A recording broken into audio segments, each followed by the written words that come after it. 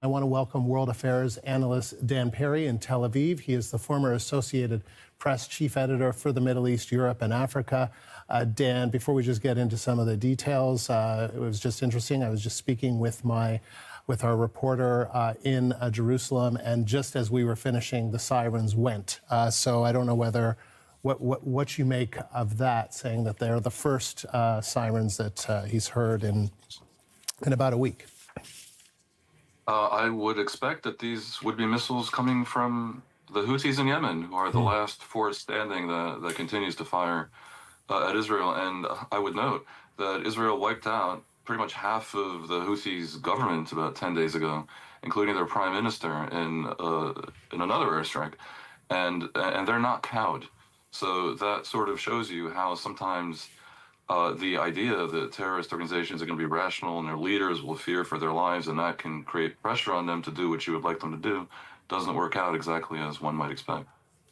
And do you think that this is no coincidence, that the timing of this happening so soon after the attack in Qatar?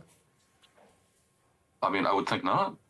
It makes perfect sense. On the other hand, the Houthis have been firing intermittently rockets at Israel for 2 years. So, I mean, you can't prove it. And also sometimes things that are a reaction, the reaction is delayed.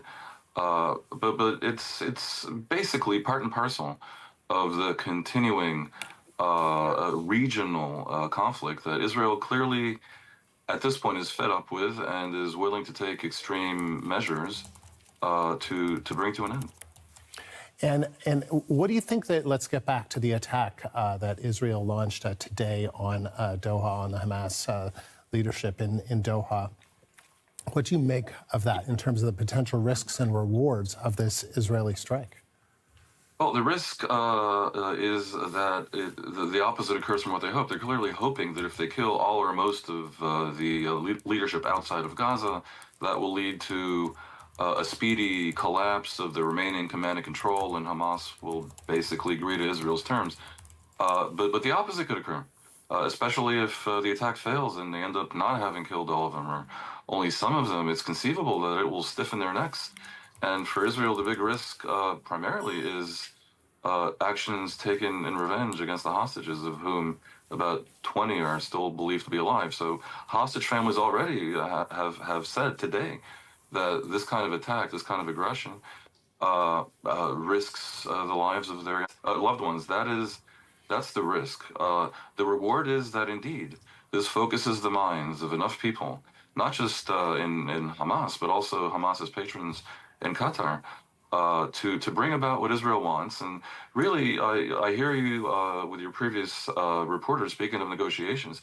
Israel's, I think, at this point, no longer prepared to negotiate. Mm-hmm. They want the hostages returned, and they want Hamas to surrender and give up its arms so that a different Palestinian civilian government or some other form of interim solution can be established in their place. The notion that the war can end and Hamas can remain somehow ruling over the smoldering ruins of Gaza, I think is no longer politically tenable in Israel. And it's a paradox because the war is unpopular and the people want it to end. But there's also a consensus that Hamas must somehow go. And the question is how to bring that about. I have been saying that the war can end, and then tremendous pressure can be put on Hamas by conditioning the reconstruction of Gaza on just that, on their disarming and accepting exile for the remaining leadership. But this is an outcome that I think not only Israel wants, but really I think the Palestinians want. It would clearly be a favor to them. The entire Arab League, including Qatar, called for it last month, and obviously the entire West would like to see this happen. I have to just say they're so desperate, Israel is, after almost 2 years of this, that they've clearly concluded that desperate times call for desperate measures, and this is an interesting one because Qatar used to have something close to immunity. They play all sides of everything, and Israel had implicitly agreed that it wouldn't attack targets in Qatar. Remember, Qatar is also the home of the largest U.S. airbase in the region and for a radius of many thousands of miles. And so they couldn't have done this, Israel, without U.S. approval. That's obvious. So they got the green light from the U.S. But then could the U.S. not have alerted Qatar itself report in a Wall Street Journal just a few hours ago suggests that it did. So who knows? Maybe Qatar actually was itself complicit. We just cannot know. But again, the bottom line is that Israel is willing to take great risks to demolish Hamas at this point. Yes, as you say, we understand a White House official said Israel did notify the U.S. about the strike beforehand. But as you mentioned, I wonder what this does for Qatar's role as a mediator in these talks. Does it no longer have that role? But is it, as you say, Israel showing clearly it's no longer interested in being at a negotiating table with Hamas? I suppose in a way it's just that Israel wants Hamas to surrender. They've paid a considerable price. The Israelis have. Obviously, the cataclysm has been upon the people of Gaza, but Israel has certainly suffered in this war.